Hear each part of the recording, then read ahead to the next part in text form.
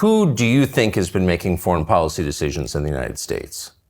This is a question in the United States. Who's making these decisions? I wouldn't guess. I haven't seen Tony Blinken for years. 2 years ago, I think, at the G20 summit, was it in Rome or somewhere? In the margins. His assistant, I was representing Putin, and his assistant came up to me during a meeting and said that Tony wants to talk just for 10 minutes. I left the room, we shook hands, and he said something about the need to de-escalate and so on and so forth. I hope he is not going to be angry with me since I am disclosing this. But we were meeting in front of many people present in the room. And I said, we don't want to escalate. You want to inflict strategic defeat upon Russia. He said, no. It is not strategic defeat globally. It is only in Ukraine. You've not spoken to him since? No. Have you spoken to any officials in the Biden administration since then? I don't want to ruin their career. But have you had meaningful conversations? No. Not at all. No, when I met in international events, one or another person whom I know, an American, I mean. Yeah. Some of them say hello, some of them exchange few words, but I never impose myself. But nothing meaningful behind the scenes. It's becoming contagious, when they see, when somebody sees an American talking to me or a European talking to me. Europeans are running away when they see me. During the last G20 meeting, it was ridiculous. Grown-up people, mature people, they behave like kids, so childish, unbelievable. So you said that when in 2016 in December, the Obama administration left a bunch of bombs basically for the incoming Trump administration. In the last month since the election, you have all sorts of things going on politically in bordering states in this region, that, in Georgia and Belarus, in Romania, and then, of course, most dramatically in Syria, you have turmoil. Does this seem like part of an effort by the United States to make the resolution more difficult? There is nothing new, frankly, because the U.S. historically, in foreign policy, was motivated by making some trouble and then to see if they can fish in the muddy water. Iraqi aggression, Libyan adventure, ruining the state, basically. Fleeing from Afghanistan, now trying to get back through the back door, using the United Nations, to organize some event where the US can be present, in spite of the fact that they left Afghanistan in very bad shape and arrested money, don't want to give it back.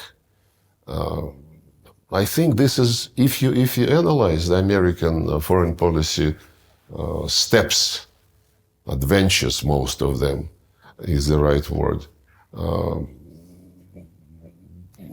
That's the pattern. They create some trouble and then they see how to use it. In Georgia, the OSCE monitors elections. When it used to monitor elections in Russia, they would always be very negative. And on other countries as well, Belarus, Kazakhstan. This time in Georgia, the monitoring mission of OSCE presented a positive report. And it is being ignored. So when you need endorsement of the procedures, you do it when you like the results of the election. If you don't like the results of elections, you ignore it. It's like when the United States and other Western countries recognized unilateral declaration of independence of Kosovo. They said this is the self-determination being implemented. When a few years later, and there was no referendum in Kosovo, unilateral declaration of independence.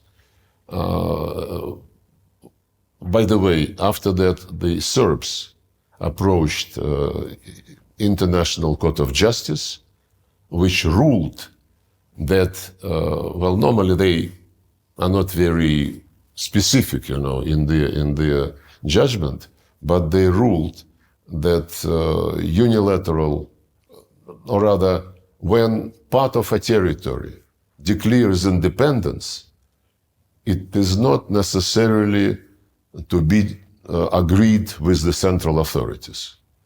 And when a few years later, Crimeans were holding referenda with invitation of many international observers, not from international organizations, but from parliamentarians in Europe, in Asia, in post-Soviet space, they said, no, we cannot accept this because this is violation of territorial integrity. Right.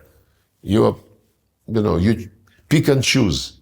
The UN Charter is not a menu. You have to respect it in all its entirety. So who's paying the rebels who've taken parts of Aleppo?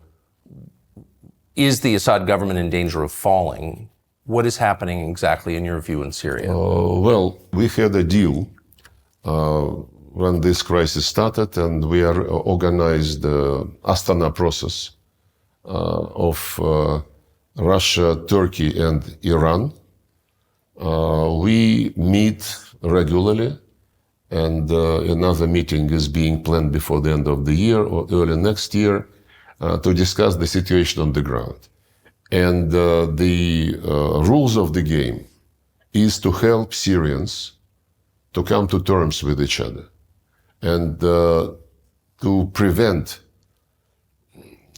separatist trends from getting strong. That's what the Americans are doing in the east of Syria when they groom some Kurdish separatists using the profits from oil and grain, salt, the resources which they occupy.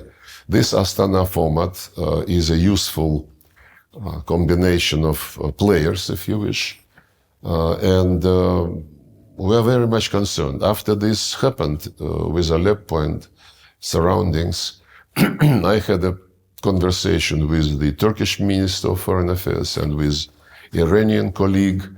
We agreed to try to meet this week. Did you see it coming? Hopefully in Doha, in the margins of this international conference.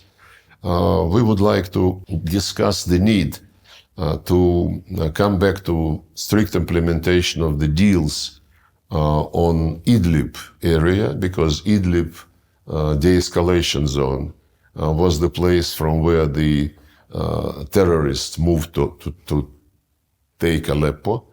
And the arrangements reached in 2019 and 2020 provided for our Turkish friends to control the situation in the Idlib de-escalation zone and to separate the Hayat Tahrir al-Sham, former Nusra, from the opposition, which is non-terrorist and which cooperates with Turkey.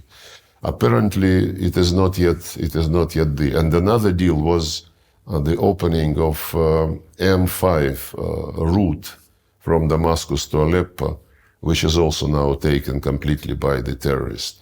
So we, as ministers of foreign affairs, would discuss the situation, hopefully, this coming Friday, and the military of all three countries and the security people are in contact with each other. But the Islamist groups, the terrorists you just described, who is backing them?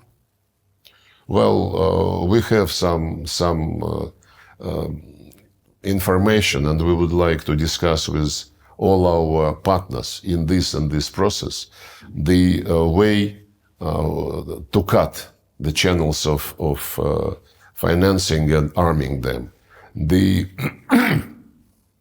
information which is being floated, and it's in the public domain, mentions the Americans, the Brits, among others. Some people say that Israel is interested in making this situation aggravate, so that Gaza is not under very close scrutiny. It's a complicated game. Many actors are involved, and I hope that the contacts which we are planning for this week will help stabilize the situation. Thanks for watching our YouTube channel. We hope you'll subscribe to it. And by the way, you can hit the little bell on there and get notifications every time we produce a video. We hope you'll do that also.